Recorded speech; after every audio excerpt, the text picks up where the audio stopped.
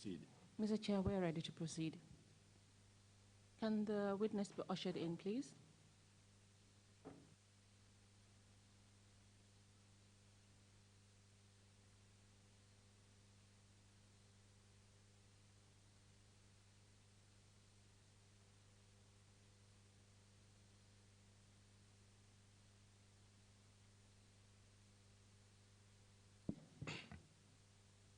I, Lamin Sowe, I, Lamin Sowe, do swear that I'll speak the truth, I will speak the truth, the whole truth, and nothing but the truth. and nothing but the truth. So help me God. So help me God. Good afternoon, Mr. Chair. Good afternoon, Commissioners. We're ready to proceed this afternoon with our witness. We're still following on the same theme, which is the institutional reform, especially concerning the prison service. Mr. Witness, just to give you a few house rules, is that you're here today to give your testimony before the Commission.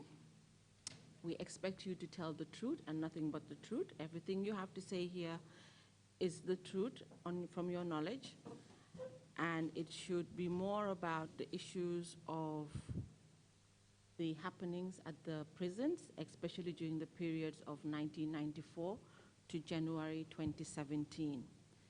We expect you to tell us the truth, and should you fail to do so, there shall be consequences that you may face. And today you can choose to speak in any language that you wish, preferably in a local language, so that the audience that are listening can actually follow the proceedings of today. For today, I shall guide you before the Commission, and we shall go through the following issues. We shall talk about your educational background, your work experience, including your work as operations director at prisons, the procedures of the prison service and the procedure for admission of prisoners at the prisons. We shall also talk about the accommodation conditions of the prisons and the cells in particular. We shall also talk about the conditions and the standard of the food provided to the prisoners and any person that is detained at the prisons. We shall move on to talk about the death of prisoners at the prisons, in particular by poisoning, the torture of prisoners that are admitted in prison, in particular those who were politically interested in and were kept in the security wing. We shall also talk about the lack of adequate medical assistance or admittance of prisoners. We shall go on to the unlawful access of the NIA officers or junglers to the prisons at any time during the day or night as they pleased. Then we shall also talk about the nature in which the prison was used to dehumane prisoners. Then we shall go on to your arrest and detention. And after that, I shall hand you over to Mr. Chair and the commissioners for any other questions they might have to ask you. Following that, you shall be allowed and given the opportunity to say a few remarks and any recommendations you may have. Are we okay? And yeah, I'm okay. Thank you very much. We may proceed? Yes, we can proceed. Can you tell us the language you wish to speak in today? Yeah, I wish to speak in English. You want to do the English? Yes. Okay, all right. So for the record, you already know who I am, but my name is Hadi Dande Jabi, and I will be leading you in your testimony today. Can you tell us your names, please? My name's Lamin Sowe, commonly known as Jimbo. I was born on the 3rd day of March, 1973, in Nemakuta village, Kian Central, Lower River region. Mr. Sowe, can you tell us about your educational background? I attended Nemakuta Primary School from the year 1980 to 1987, and I sat to the common entrance. I also attended Brikama Secondary Technical School from 1987 to 1991. I also taught as an unqualified teacher in the education sector from 1993 to 1995. I joined the Gambia Prison Services in 1997, August 1st. After my training, 6 months basic training, I was posted at the Central Prisons in Mile 2 at the security wing. A place where I served for less than 2 months because of a colleague of mine was posted at the DG's residence, and they have language barrier. So he was about to leave the job. That's Lamin. So when he told me, I told him, okay, now let's speak to the command so that we can swap. So I swapped with him. He was brought to the security wing. I was sent to the DG's residence on safeguard. This is morning, afternoon, night. In the year 1999, I was promoted to the rank of a corporal, and I was returned back to the central prisons as a shift assistant, meaning I'm an assistant to a sergeant. When the sergeant is absent, I will take over. In the year 2002, I was promoted to the rank of a sergeant in charge of the gate lodge. This is the place where it's the first starting of prisoners, convicted prisoners when they come. I will take care of them, and I will be monitoring the activities of the prisoners and officers, their movements.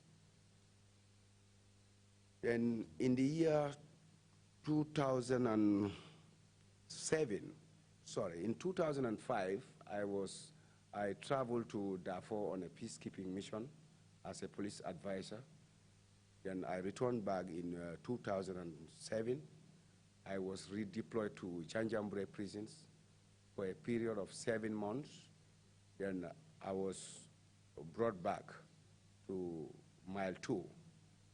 Then again promoted to the rank of a chief officer, meaning chief officer in charge of both junior officers and prisoners.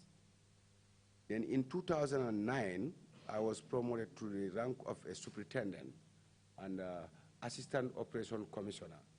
Assistant operations to the then commissioner of operation, the late Usainu Koli. In the same 2009, I was fortunate enough to travel to South Sudan on a peacekeeping mission as a police advisor under the United Nations.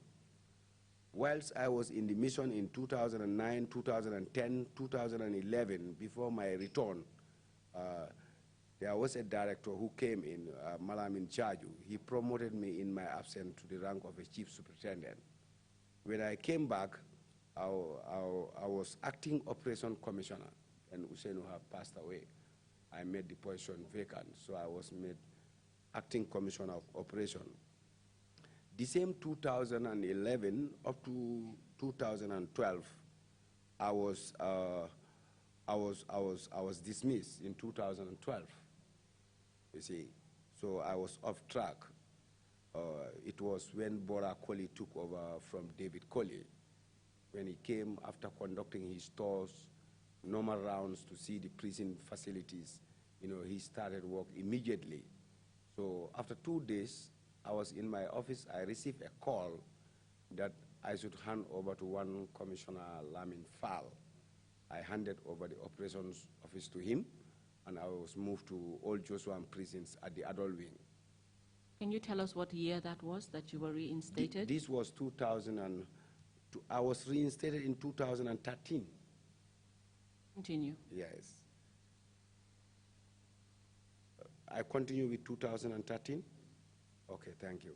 So in 2013, I was reinstated back to the prisons with my rank as chief superintendent and back to my portfolio as acting commissioner of operations.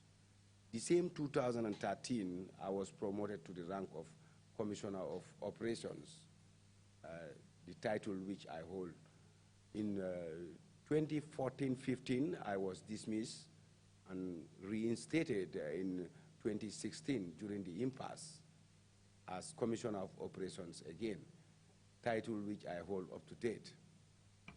Thank you, Mr. Sowe. So it is therefore correct to say that since the year of 1997, you have actually been in some form in the service, especially in the prison service. Yes. That is correct. It's correct. Okay. So that means your experience in the service of the prisons. Very well.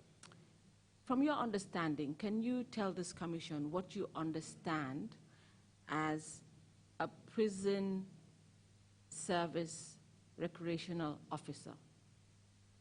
Your roles. What do you understand as your roles? Our roles as prison warders are the 3 R's. This is to reform, rehabilitate, and reintegrate prisoners back to society. These are the 3 R's that normally a normal prison should stand on. You just used an interesting word. You said normal prison. Is Yeah, that indicating that our prison service here in the Gambia is not normal? No, I will come to that. Maybe, because of certain circumstances, things were not done in the way they were expected. So from your understanding, basically, it's that the inmate should be kept in a certain standard that when they leave, they would be better persons. That's it. In society. That is how it should be. Is that how it is understood by most officers in the service?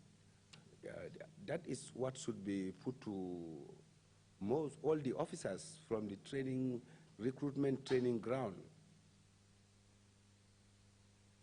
You didn't answer my question. Pardon? You didn't answer my question. My question is that how most of the officers in the service understand the prison service to function? Yes, that is how it should be. Yes, that is how they understood it. Maybe it's because of conditions and maybe they fear certain things, they cannot do what is expected of them. Thank you. You have also mentioned that at some particular point you were actually placed at the residence of the then DG. Yes, sir. David Colley. Yes, sir. At what point were you also his orderly? Anyway, I have never been attached as a permanent orderly to David officially. During my guard at his residence, David was somebody who will not sleep at night. So, and he will always like to find officers sleeping so that, he will reprimand them, or sometimes he will even beat officers physically when he finds them sleeping at night. I, for one, I was there, I have never slept at night.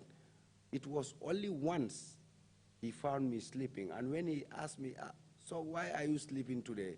I told him since I closed from work, my wife was sick, and I was busy taking my wife to the hospital.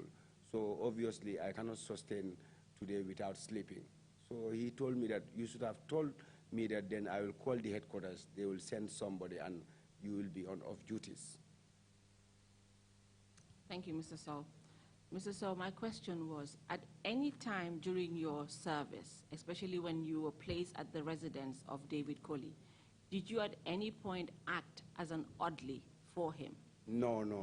It was when I was brought back to the headquarters, I would be doing my work, and when he want to go out, he would request me to come, and I go with him.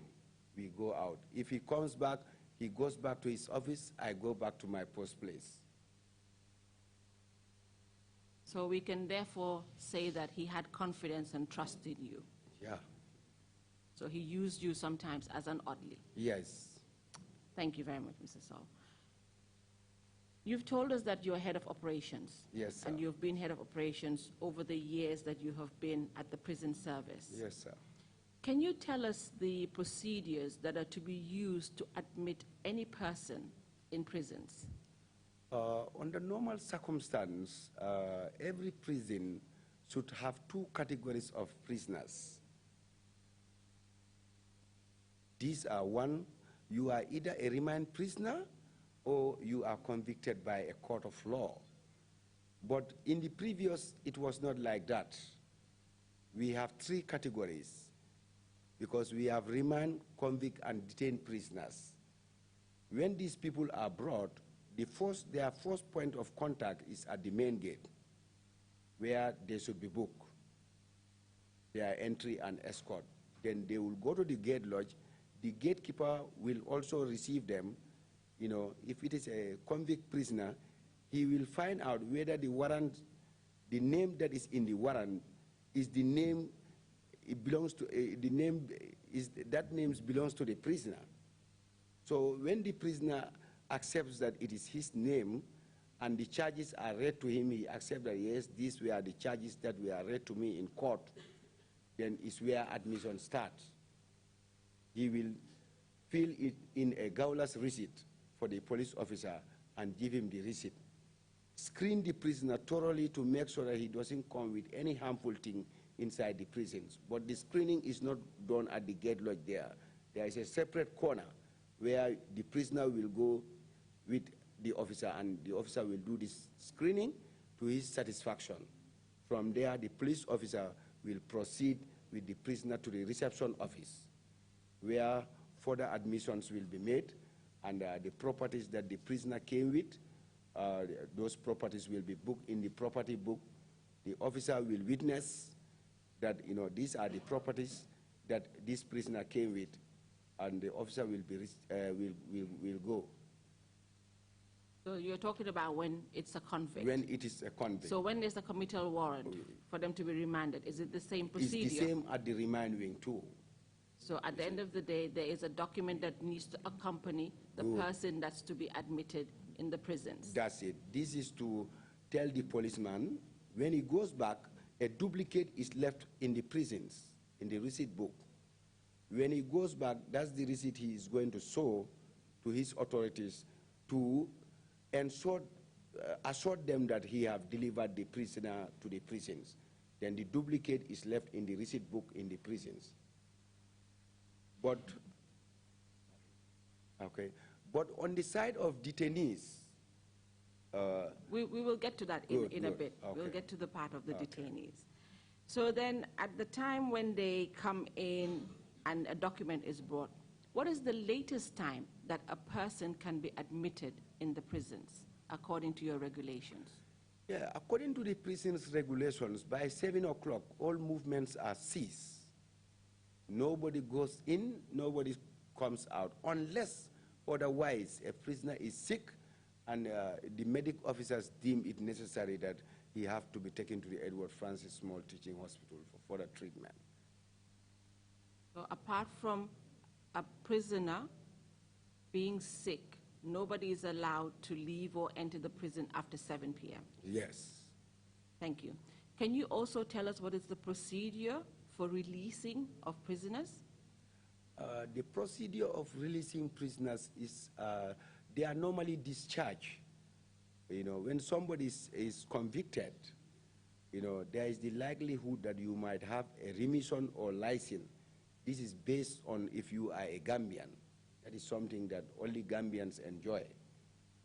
With the remission, that one is in the hands of the prison authorities, but it depends on your behavior whilst you are in the prisons. If you behave good, you don't have problem, you don't have problem with your colleagues, inmates, and you don't have problem with the officers, you don't offend the law, your remission, you will get it.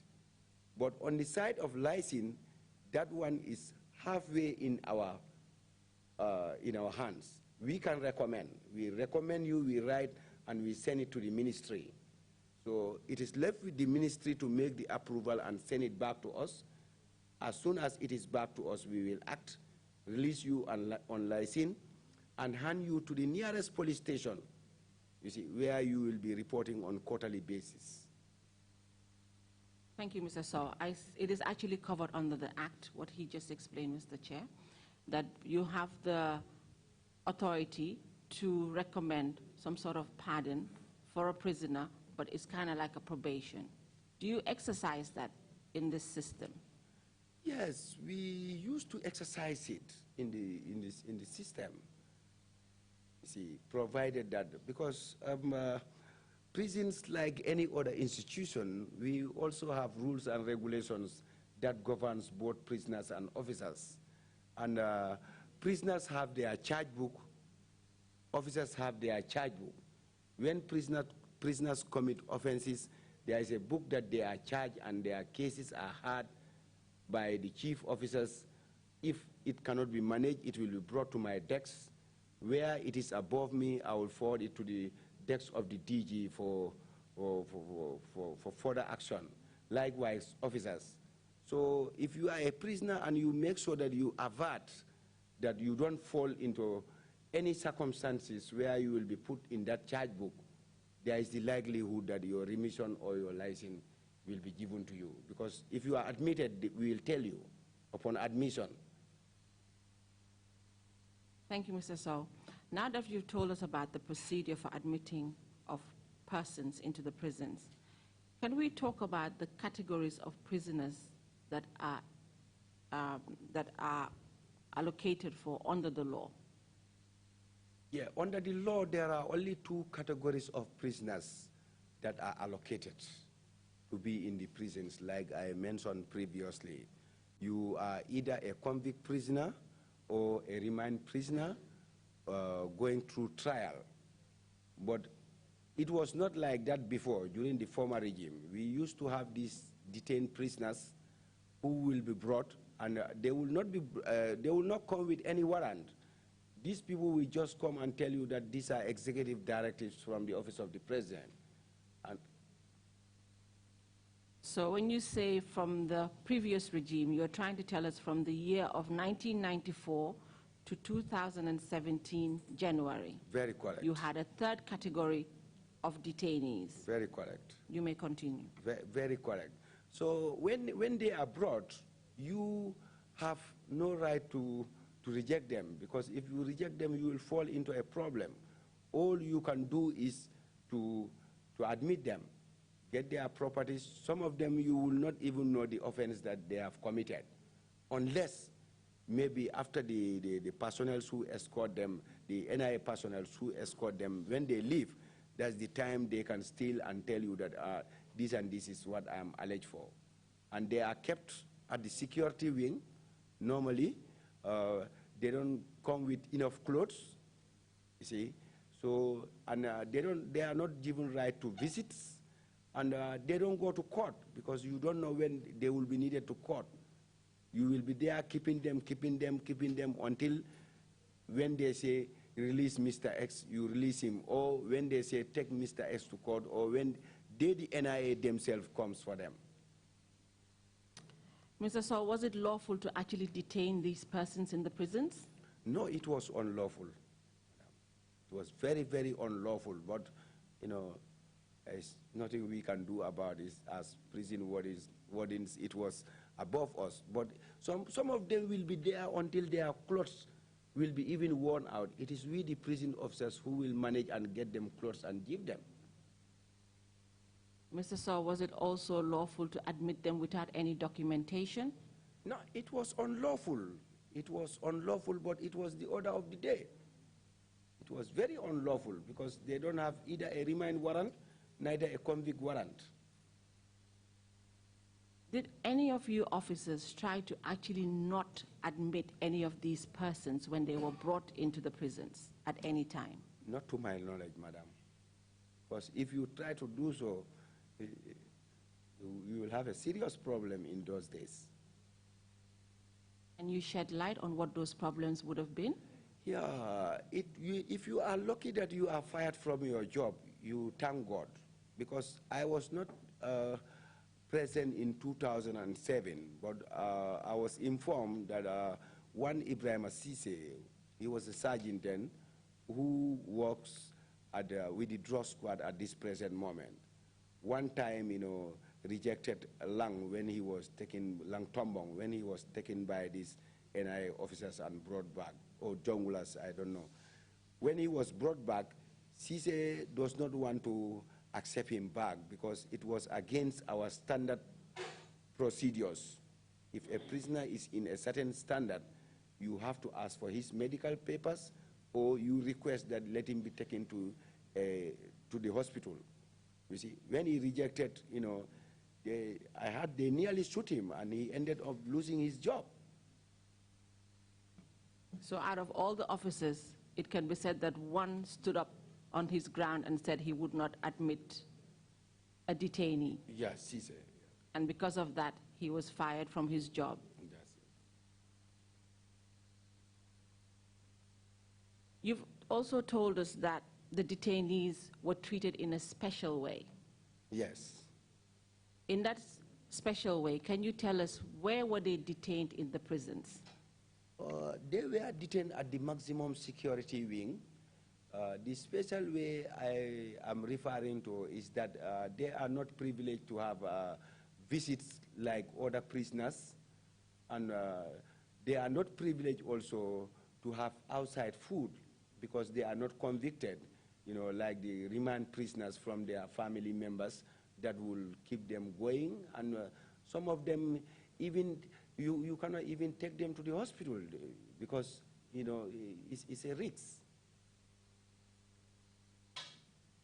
Can you tell us the conditions that existed at the maximum security wing? The conditions that existed at the maximum security wing, definitely, madam, they are very horrible because, you know, these are very small cells in size, and, you know, they have a concrete slab, that's the bedding where the mattress is put on. Can you kind of give an estimate of how big the cells were? The cells will be more than, if it is not to the size of this table, it cannot be more than this. It's very small. I cannot estimate it in meters because I'm not a masoner, but all I know is it's not that much a big cell. Can you tell us, like you said, from the table, so does that mean that was the length? That And was what the would have length. been the width? Yeah, it's squared. It's squared. It's squared. Yes. Okay. It's squared. Continue to describe inside the cell. And the door have a small hole, very small hole in front. That is the ventilation. It have a small window behind on top with burglar proofs. So at night, you are given a bucket that is called the chamber pot. Can I go on? Okay, that is called the chamber pot. This is where you do everything of yours until daybreak, when the door will be open and you go and empty it, re-clean it and bring it back. So you know that one is not very much comfortable. It's not as that of the main yard, whereby it is, the main yard is a big hall. They have their own toilets. At night, you can just get up and walk to the toilet and come back. During your time as operations director, can you give us a rough estimate of how many people had been unlawfully detained at the maximum security wing? Madam, that is too much. It's too much because sometimes ago, mile 2 alone, the prisoners we will have, mile 2 alone, both remand, convict, detainee, will rise up to 1,000. As I'm speaking to you today, we have gone down far beyond that, you see. As I'm speaking to you today, there is no detainee. But definitely, people were just coming in and going out. Did you have enough cells to keep the people that were coming in and out? Because the way you're saying it, it seems like it was a huge number. Yeah, it was a huge number, but we have enough cells because number 5 alone have 99 cells. That is number 5 security wing alone. Then you come to number 4. Then you have number 7, that is just a hall, but it's not meant for detainees. That one is meant for convict prisoners. Like if they cannot fit in the yard, we bring them there. Then you have number 1. So you're therefore telling this commission that the cells were in a condition that were inhumane? Yeah, it was very inhuman, definitely. It was very inhuman. And they were used to detain people in a form of punishment? Definitely. Detained prisoners, their detention was very, very unlawful.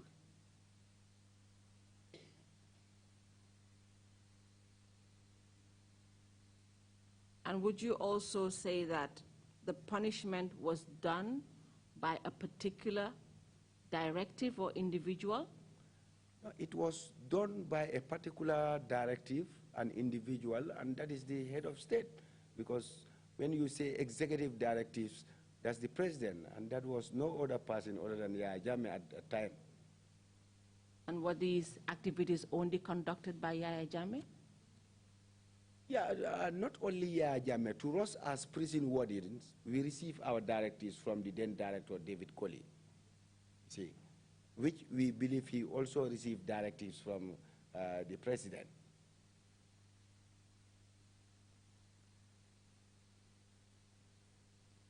So Mr. David Colley used, you may drink. Yeah.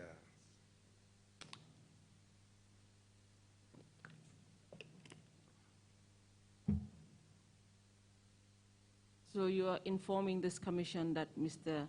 David Colley used to receive directives for the then president, Yahya Jammeh. Yes. And by those directives, he executed it through the other officers who were actually serving the prisons. Yes. And by so doing, persons were brought in without a committal warrant or a court order, and they were detained. That's it. Detained in a form where their family members would not even know. That's it. And they had no communication with the outside world. Definitely, no communication. Thank you. At this point, I would like to move to the next issue, which is about tortures that happened in the prisons. Can you tell us about it? Yes, the tortures that happen in the prisons, definitely, I had them during after my reinstatement in 2016, when the then Interior Minister, Honorable Ahmad Mai Fati, came on round to the prisons. As soon as we entered the security wing, prisoners were shouting and they were talking about the way they were maltreated by the then Operation Commissioner who succeeded me when I was dismissed. That is Ibrahim Jammeh. So when we went to the yard, the same thing. So we couldn't reach to the remand because the minister was called to go. I personally convinced the Justice Minister, Batambedu. I say, I want you please to follow us to the remand, to go and see the condition of the remand prisoners, so that at least you can think something about us. So few days later, the police came there, an investigation team came there. Ibrahima, Malantamba, and some officers were carried to Kairaba station on investigation. Up to now, the investigation is not finalized, and they are also not back. So they're currently on suspension? Yeah, I believe. I'm not seeing them. So apart from the tortures that we're talking about in the main wing, can you tell us about the tortures that were happening at the security wing? Yeah, I can't actually tell you exactly that I witnessed the tortures. I also heard them because these people, according to what I heard, they were not doing these tortures inside the main yard, neither the security wing. They said they were carrying these prisoners across the road to the administrative headquarters behind a building, and is where they were torturing them. Can you give a bit of an explanation? When you say the administrative quarters across, what do you mean by that? This is where the office of the Director General and Director of Admin, Commissioner in charge of stores, and other offices are. It's only the office of the operations and the chief officer that is at the side of the prisons. So if I may understand you well, what has happened over the years is that the office of the DG, plus the Director for Food, etc., was moved and constructed opposite, yes, the Mile 2 prisons. Opposite the Mile 2 prisons. Okay. So your understanding is that the said detainees were actually taken out from the cells and taken to the new headquarters. Good. And were tortured at the back. That's it. Can you tell us who used to carry them out and around what time were they carried out? Anyway, with the ones that were tortured by the prison officers, according to the prisoners themselves, it was Commissioner Ibrahim Jammeh and his team who used to carry them there. Then me, I was not in the system. I was dismissed. dismiss.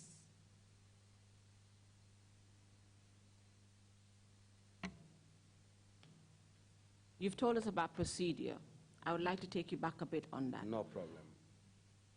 What officers are allowed to take out prisoners from the prisons? It's only police officers, draw squad officers, let's say these cardi court people or people from officers from the high court. So it is therefore correct to say that it was unlawful for the NIA officers or the junglers to enter the prisons and remove persons. Very unlawful, madam. But they were still given the right to enter. Yes, for me, they have never met me there, but I know if they were given right to, it was out of fear, because these are people, the way they will come, if you say you will reject them in, is possibly they might blow your head even, but they have to enter. And it's because of the directives that we used to have before they will come, because the director will always be, the then director, David, will always be aware that these people are coming.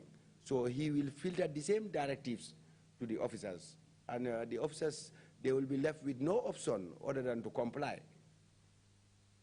So would it therefore be correct to say that David Colley gave more authority and power to persons who under the law are not allowed to enter the prisons? Very correct. You are very correct. Thank you.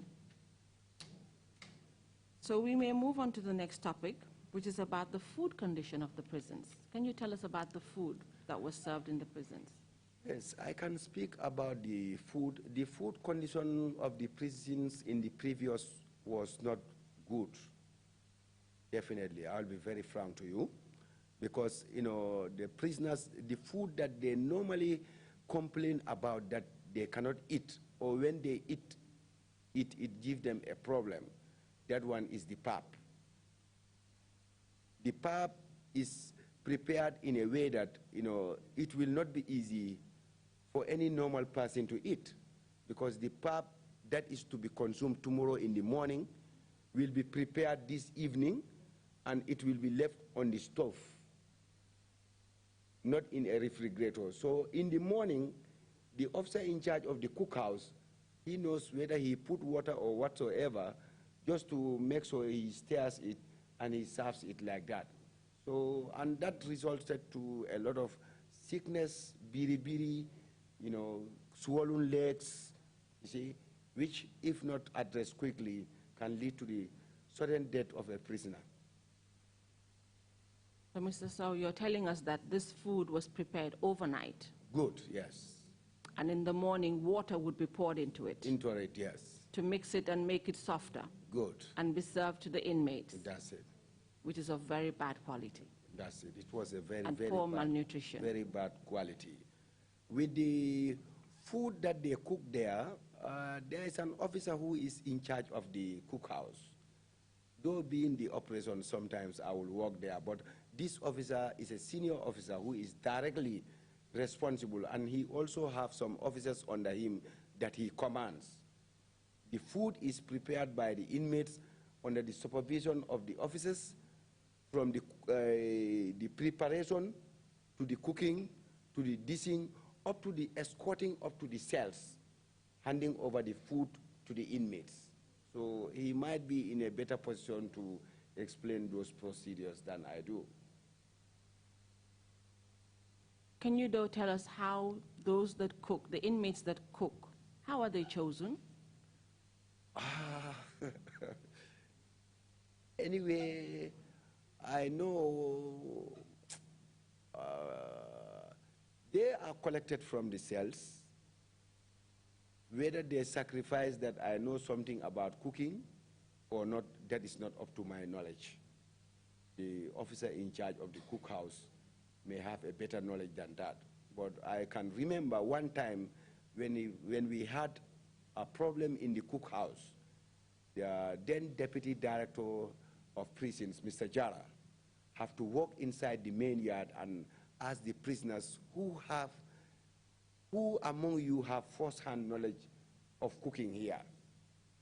So people volunteered, and we were lucky to have one Lamin Sanyang who said he one time cooks at the hotel. So he was taking with other people to see that the problem is sorted out. Did the food improve?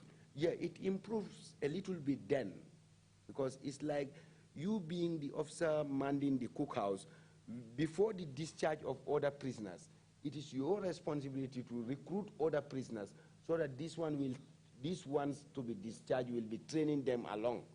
Before they will go, these people will also have a clue of how to cook under your supervision. Thank you, Mr. Sowe. So apart from the bad quality of the food, were there any issues of poisoning in food in the prisons? It could be, but it's not up to my knowledge, because being the Commissioner of Operations, if certain things are not brought to my knowledge, I will not be aware of them. But I heard it over Sana's testimony here that, one Yaya Jaju poisoned his food, and he was fortunate enough to be informed by one prisoner that not to eat the food. But if it happens, it shouldn't be. During your time as operations director, you've never had an inmate who has actually complained of some sort of food poisoning? Me? No.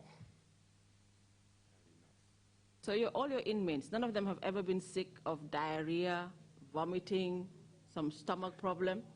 They could be sick, but if they are sick, that one, for me to know it will take a little bit of time, because that one, the medical officers are the ones that are directly dealing with them. It's like if you are sick, you will complain. There is an officer who is taking care of you. Complain to him that I'm sick.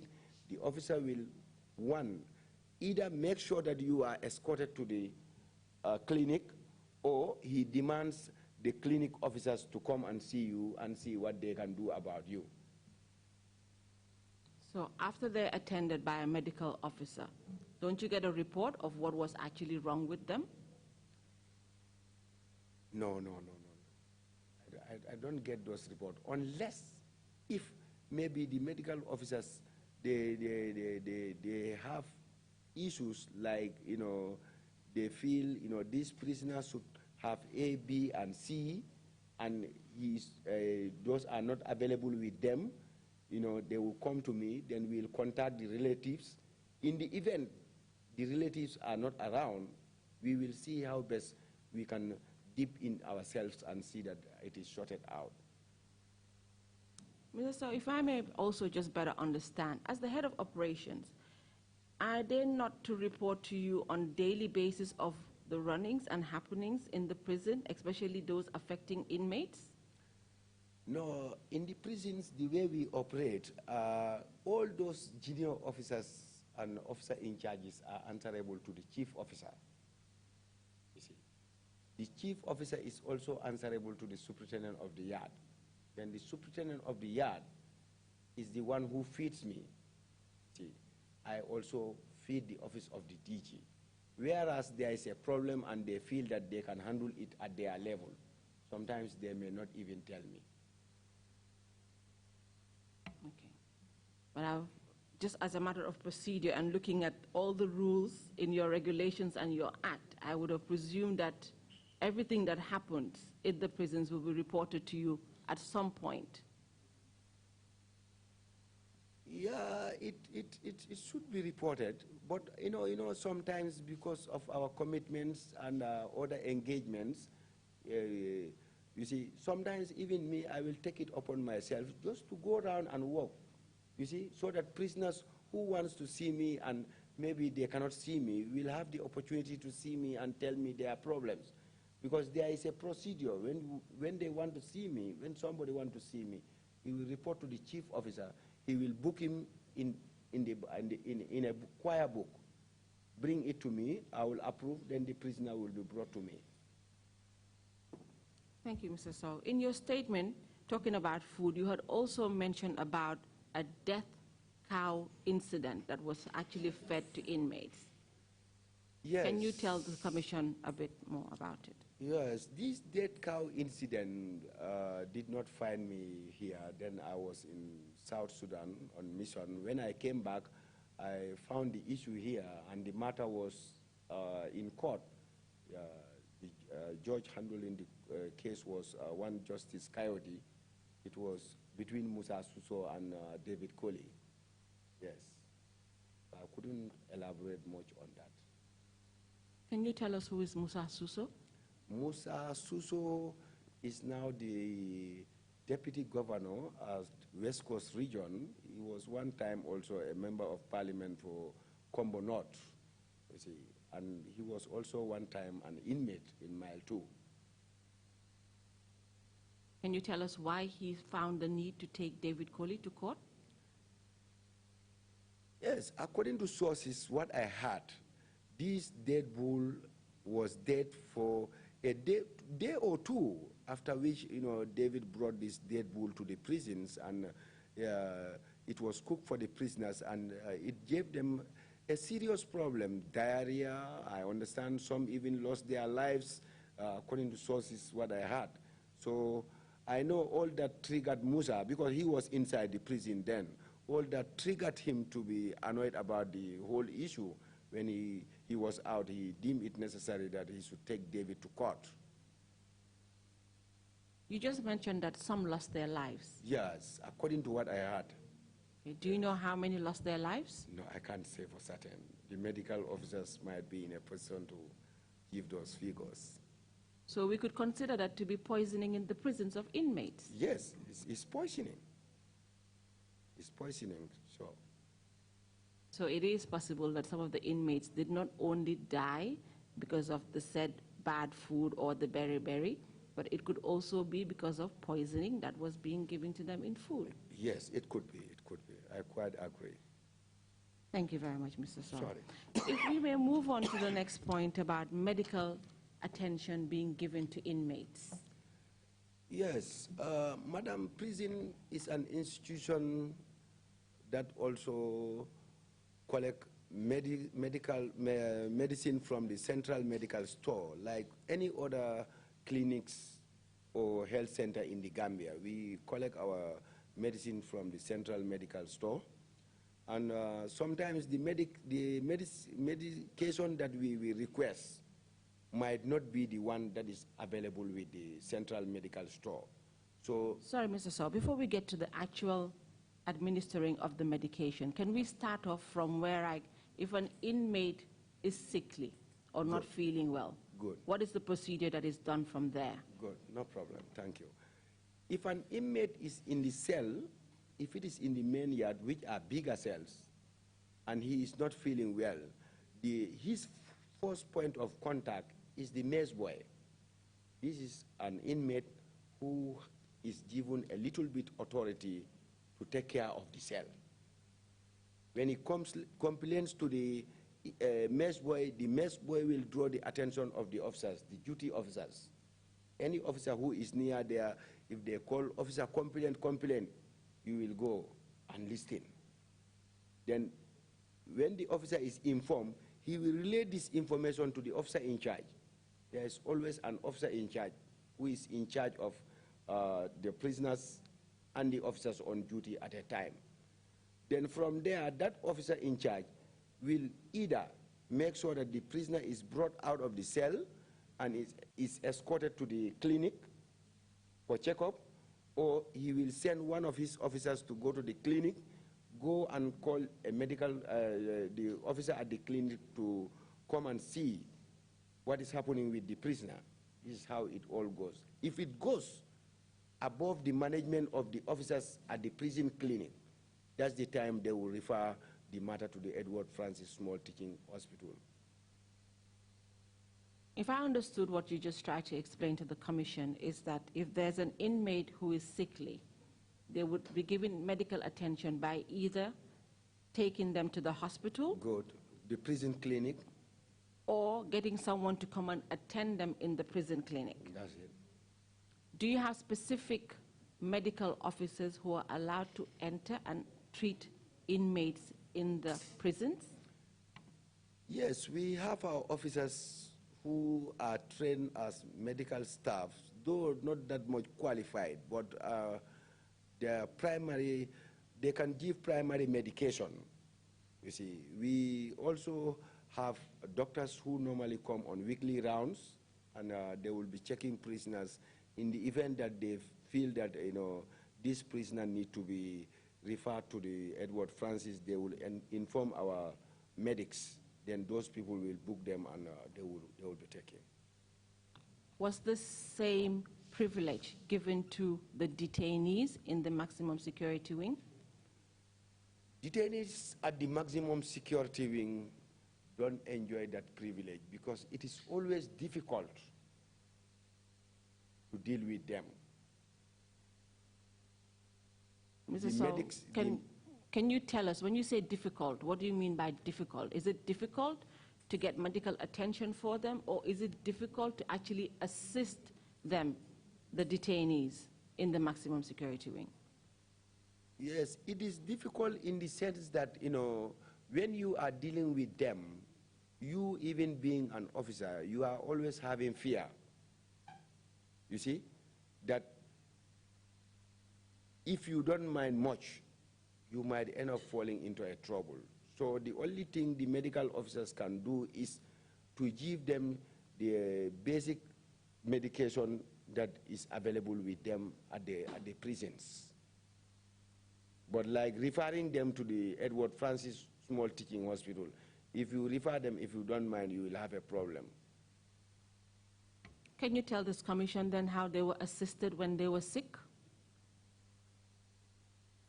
Yeah, when they are sick, they will complain to the officer in charge. The officer in charge will inform the medics on duty, and they will come and see what they can do for them. But Mr. Sowe, if they need medical attention outside of the prisons, how were they assisted? That one is difficult. Unless clearance, the medical officers have clearance from the top, that is from the DG and from the executive, the office of the president. Because if I'm given the permission, I would like to narrate one scenario to you here. Go ahead. Okay, at one time, Lang Tombong was sick. He was taken to the Edward Francis Small Teaching Hospital, and he was admitted at the A&E. This is after when I have even closed from work. When it was happening, I was at home.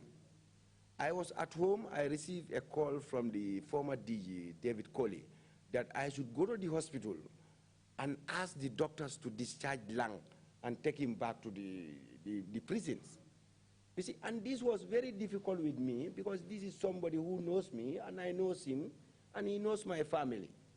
So when I went there, I have to see how best I can negotiate with the doctors, and they also have to put into consideration of, in case if there are any dangers, can I guarantee? I said no.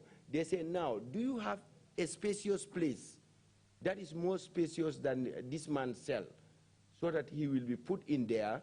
Then your medical staffs will be by his side. Every 20 or 30 minutes, they will examine his pressure and record it down.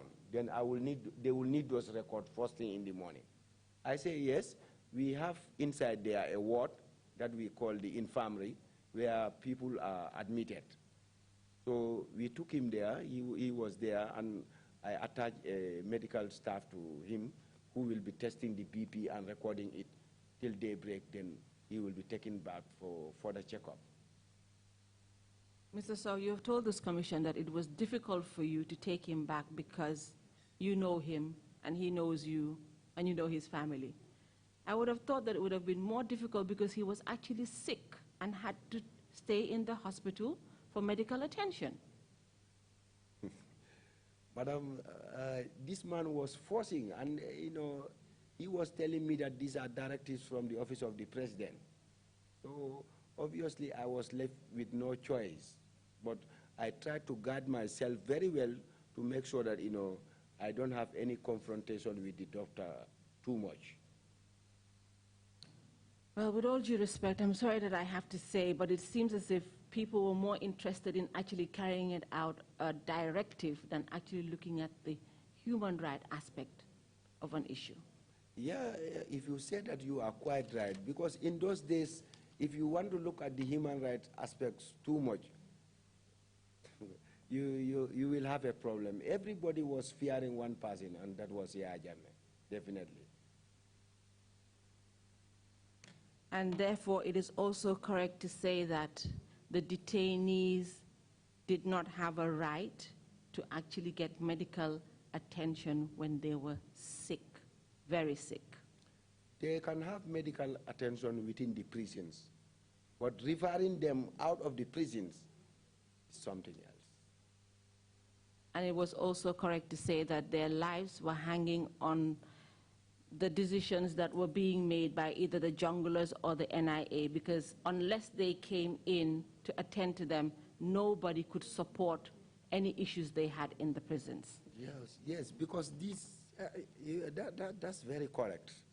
That's very correct, because these junglers, when they are coming, they come very unfriendly, and you never know in those days where the top gets information. So everybody was scared, everybody was very careful of himself, and these people, when they are coming, they are armed, and for us as prison officers, we are unarmed. And is it also correct to say that even some of these detainees were afraid of their lives, and because of that, they were even afraid of taking some of the medication that would have been that was being administered to them in the prisons? Yes, that could also, it is also correct, because even some of them would not even like to be taken to the hospital, because when they go to the hospital, they never know what will happen. Because as soon as they will even feel more safe in the prison cells than going out. Because when they go out, the op is aware. What will be their plan next? Who knows? Nobody knows. Thank you, Mr. Sowe. I think we'll leave it here for today, Mr. Chair, and we'll continue tomorrow, because I'll be starting on a new topic.